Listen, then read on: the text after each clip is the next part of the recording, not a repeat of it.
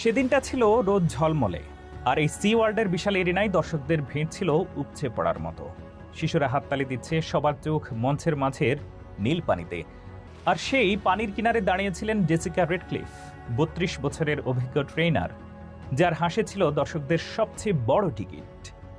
Jessica ছোটবেলা থেকেই সমুদ্রের প্রাণীদের প্রতি এক অদ্ভুত ভালোবাসা পোষণ করতেন। বাবা ছিলেন একজন মেরিন বায়োলজিস্ট, মা ছিলেন সমুদ্র বিজ্ঞান নিয়ে কাজ করা এক সাংবাদিক। ছোটবেলায় বাবার সঙ্গে ডলফিন আর অর্কা দেখার অভিজ্ঞতা থেকেই তার মনে গেঁথে যায় একদিন সে এই প্রাণীদের সঙ্গে কাজ করবে। তার জীবনের সেরা বন্ধু ছিল অর্কা মর্গান, এক বিশাল কালো সাদা দানব যার ওজন ছিল ৫ টনের বেশি। মর্গান ছিল বুদ্ধিমান খেলুড়ে, কিন্তু মাঝে মধ্যে অদ্ভুত রকমের চুপচাপ হয়ে যেত। জেসিকা জানতেন এই প্রাণী শুধু একটি শোয়ের অংশ নয়, তার এক ধরনের সঙ্গী। সেদিন শো ছিল মর্গানের জন্মদিন উদযাপন। বড় কেকের মতো দেখতে বরফে তৈরি মাছের টাওয়ার পানিতে ভাসানো হয়েছিল। দর্শকরা শ্বাসরুদ্ধ হয়ে অপেক্ষা করছিল কবে অর্কা লাফিয়ে উঠে কেক ভেঙে ফেলবে। প্রথম কয়েক মিনিট সবকিছুই পরিকল্পনা মতো চলছিল। জেসিকা পানির ধারে নেচে ইশারা করছিলেন, আর মর্গান বিশাল শরীর দিয়ে ঢেউ তুলছিল। কিন্তু হঠাৎ মর্গান থেমে যায়। তার কালো চোখ জেসিকার দিকে স্থির হয়ে থাকে, এমন এক দৃষ্টি যা আগে কখনো সে দেখেনি। দর্শক ভেবেছিল হয়তো এটা শোয়ের অংশ, কিন্তু জেসিকার অভিজ্ঞতা বলছিল কিছু একটা ঠিক নেই। সে পানিতে নেমে মর্গানের কাছে সাঁতার কাটতে শুরু করলো। বন্ধু, কি হয়েছে? তার কণ্ঠে কোমলতা।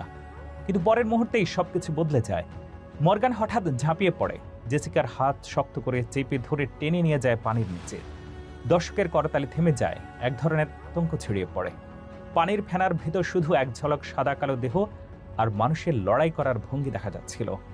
অন্যান্য ট্রেনাররা তড়িঘড়ি পানিতে ঝাঁপিয়ে পড়ে, বাঁশি আর হাতুড়ি দিয়ে শব্দ করে মর্গানকে দূরে সরানোর চেষ্টা করছিল।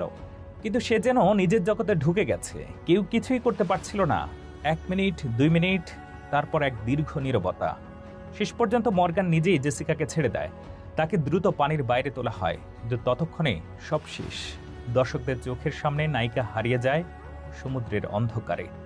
শো বন্ধ হয়ে যায় অনির্দিষ্টকালের জন্য।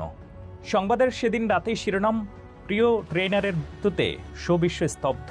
কে বলল এটা ছিল মর্গানের হঠাৎ আগমন, কেউ বলল হয়তো জেসিকা কোনো ভুল করেছিল, আবার কেউ কেউ দাবি করল এতদিন বন্দি থাকার প্রতিশোধ নিয়েছে মর্গান। তারপরের দিনগুলোতে হাজার হাজার চিঠি আর ফুল জমা হয় জেসিকার কর্মস্থলে। একসময়ের গর্জনময় এরিনা তখন পরিণত হয় নীরব স্মৃতিস্তম্ভে। মর্গানকে সরিয়ে নেওয়া যাওয়া হয় অজ্ঞাত স্থানে, আর জেসিকার নামে তৈরি হয় একটি ফাউন্ডেশন যা বন্দি সামুদ্রিক প্রাণীদের মুক্তির জন্য কাজ করে। আজও যারা তাকে চিনত তারা বলে জেসিকা রেডক্লিফ